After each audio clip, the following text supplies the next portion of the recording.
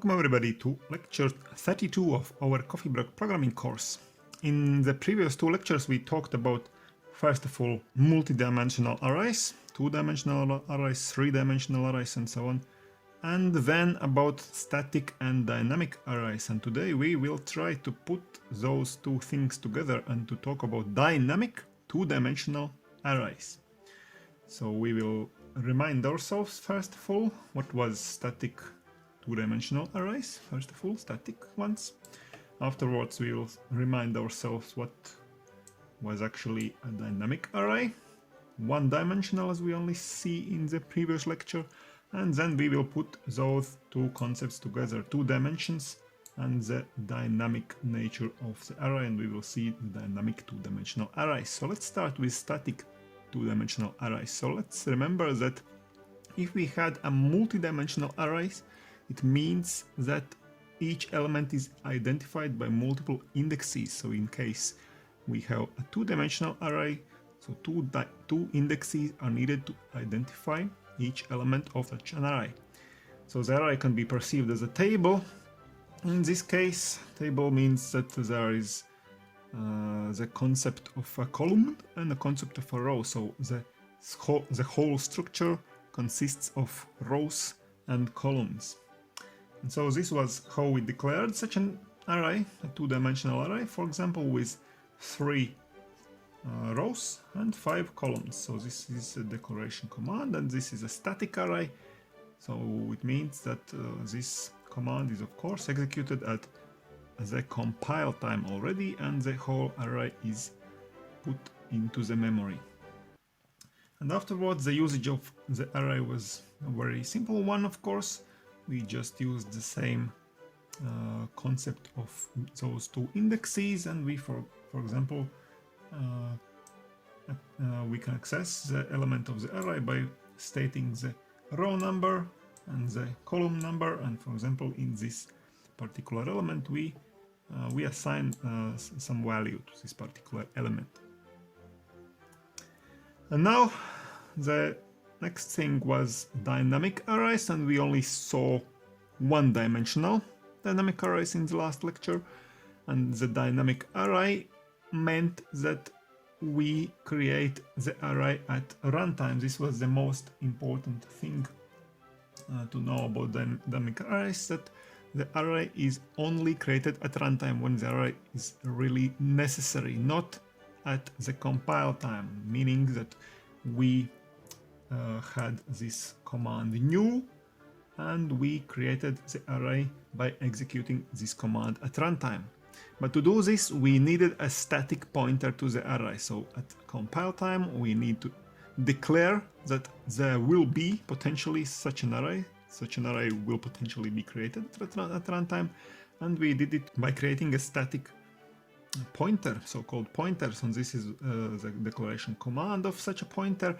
So in this case we said that the variable r will be a pointer to an array. So there is not an array yet, because this is only a compile time when this command is executed, but the array will be created later, and we will access this array through this variable name r. And now the real creation of the array happened using the new command at runtime. When we know the size of the array, we create the array in this case for storing 5 integers, and we access this array through the variable name r. And finally, the usage of the array was of course the same as in case of static arrays. There is no difference at all. So we access the array using the index, and afterwards when the array is not anymore needed, we had to delete the array from the memory after releasing the memory space. So the memory space can be used for other purposes, and this was our deletion command. So this is two previous topics in one slide each, and now let's try to put those things together. And to do that, let's look at the memory structure of our one dynamic dimensional array before. So we had this pointer called r. This pointer is created at the compile time, and then we had our array, for example, of 5 integers, and this is created with the new command, and we assigned this array created by the new command to this previously declared pointer r, and this was our memory structure that we looked the previous lecture. And let me just reorganize this structure vertically to put the second dimension here. So now in the previous lecture we had this array of integers, so meaning that each element of this array, so for example here and so on, we can put an integer, so concrete numbers. And now if we want to turn this thing into a two-dimensional array, but dynamically, then what will be those elements here in this first dimension? Let's say this is the first dimension of the array. So actually every element of such an array will itself be a pointer to an array.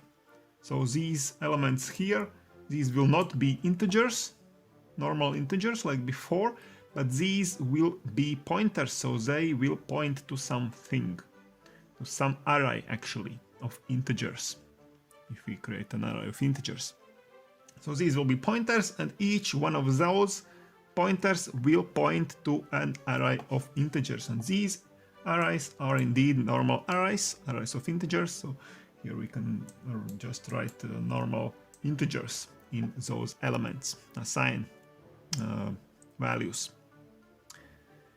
So this is the structure we now would like to create in the memory. And now we will look and see how this can be done in the C++ language. But don't worry, it's not as complicated as it might seem now. So let's just start to create this structure step by step. So the first step is, of course, declaration of the pointer to this one-dimensional array of pointers.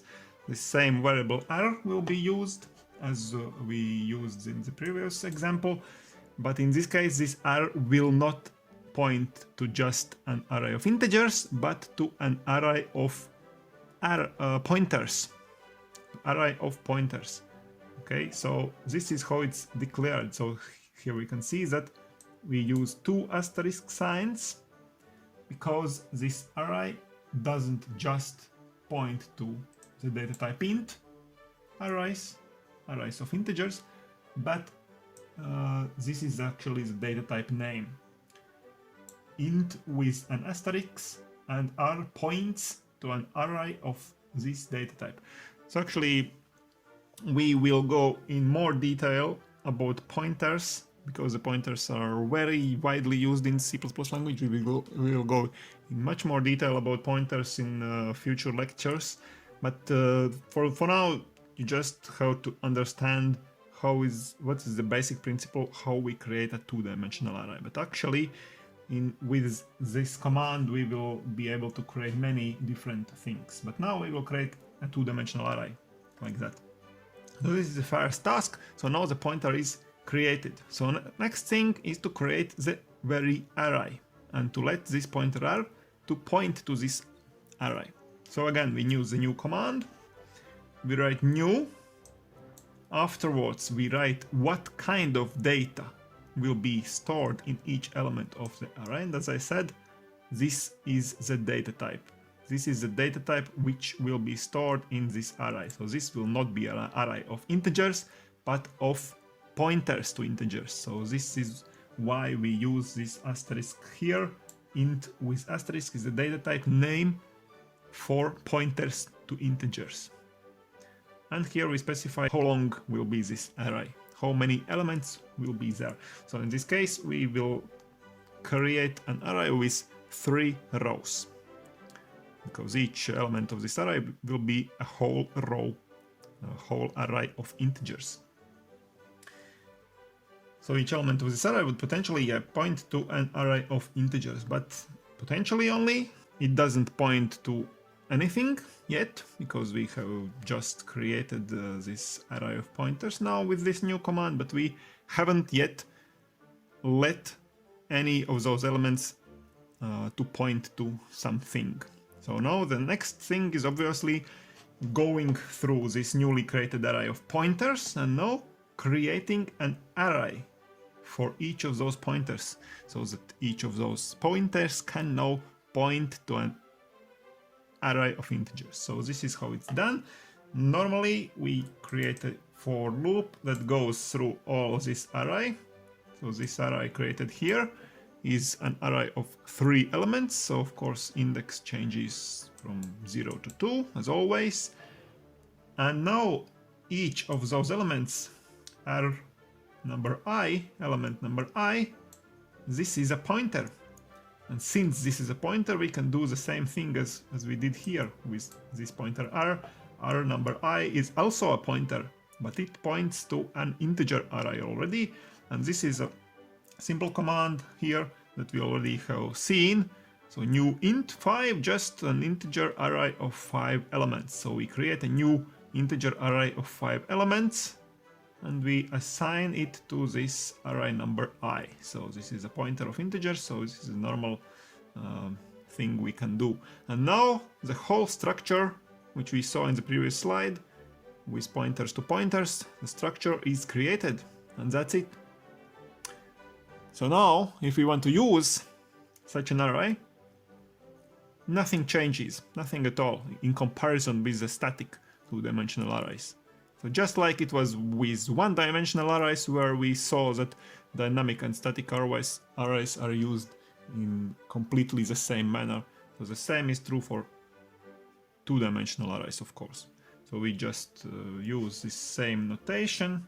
For example, here in this for loop, we go through the whole array, two-dimensional array. So we have 2 for loops. One is for rows with index I.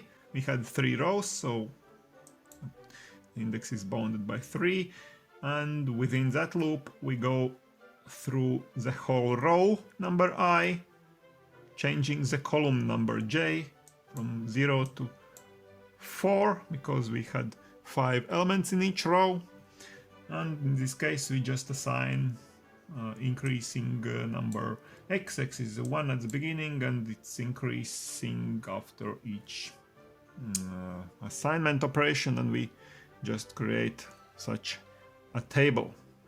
And this was a table that we had to create in one of previous homeworks, from 1 to 15 in this case, if we have 3 rows and 5 columns. And this is a very simple for loop that does the thing. And of course we have to release the memory afterwards.